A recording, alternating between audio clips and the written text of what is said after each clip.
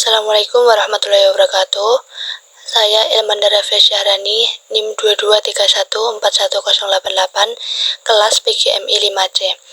Di sini saya akan membahas tentang hakikat dan karakteristik IPS di SD atau MI. Nah, di sini ada dua subtema. Yang pertama yaitu hakikat IPS dan yang kedua karakteristik IPS. Yang pertama yaitu hakikat IPS. Hakikat adalah sari dasar atau kenyataan yang sebenarnya. IPS merupakan program pendidikan yang mencakup seluruh aspek sosial. IPS adalah suatu studi yang mengkaji tentang gejala dan masalah sosial yang ada hubungannya dengan perkembangan serta struktur kehidupan manusia. Jadi, hakikat IPS adalah ilmu yang mempelajari tentang sosial manusia dan interaksinya dengan lingkungannya. Pengorganisasian IPS ada 3, yaitu yang pertama terpisah, artinya setiap ilmu diajarkan secara terpisah berdasarkan karakteristiknya. Yang kedua yaitu korelatif, artinya hanya mencoba mencari keterkaitan antara satu pokok bahasan lainnya dan setiap materi dapat saling berkaitan. Yang ketiga yaitu fusi atau integrasi, artinya penggabungan dari disiplin ilmu dalam satu tema pembelajaran terpadu.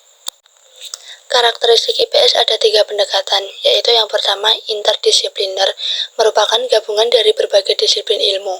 Tujuannya agar siswa dapat memahami hubungan sosial dalam kehidupan. Yang kedua, multidisipliner, merupakan pendekatan yang menggabungkan berbagai disiplin ilmu, digunakan untuk mempelajari topik permasalahan tertentu. Dan yang ketiga yaitu praktis, artinya mengajarkan untuk menerapkan pengetahuan dan keterampilan yang dapat dipelajari dalam kehidupan sehari-hari. Subtema yang kedua yaitu karakteristik IPS. Karakteristik dilihat dari aspek tujuan. Terdapat 3 kajian utama yang berkenaan dengan dimensi tujuan pembelajaran IPS di SD. Yang pertama, pengembangan kemampuan berpikir siswa. Yang kedua, pengembangan nilai dan etika. Yang ketiga, pengembangan tanggung jawab dan partisipasi. Pengembangan kemampuan berpikir siswa merupakan suatu pengembangan kemampuan siswa dalam memikirkan ilmu-ilmu sosial serta masalah-masalah kemasyarakatan. Pengembangan kemampuan berpikir dalam bidang IPS yang terpenting yaitu menumbuhkan berpikir kreatif dan inovatif. Pengembangan nilai dan etika. Nilai yang ada pada manusia merupakan suatu keyakinan yang ada di hati manusia yang membuat seseorang bertindak atas pilihannya. Sedangkan etika merupakan tingkah laku manusia yang memperhatikan kebenaran, kesalahan, kepatuhan, serta baik dan buruk. Pengembangan tanggung jawab dan partisipasi.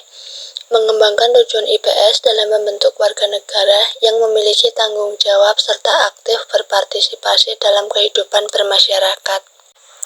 Karakteristik dilihat dari aspek pendekatan pembelajaran, mulai dari kurikulum 1975 dan 1984, pendekatan yang digunakan untuk pembelajaran IPS yaitu pendekatan integratif. Aspek yang ditanamkan dalam pendekatan ini yaitu aspek perilaku, sikap sosial, dan memahami eksistensi hak dan kewajiban sebagai makhluk sosial. Pada tahun 1994, karakteristik IPS mengalami perubahan yaitu dengan pendekatan multidisipliner dan integratif.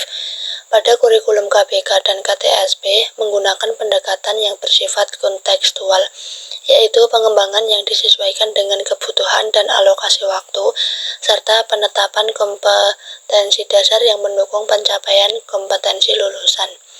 Jadi, karakteristik IPS dilihat dari pendekatan pembelajaran yaitu pendekatan yang digunakan menyesuaikan kurikulum yang digunakan.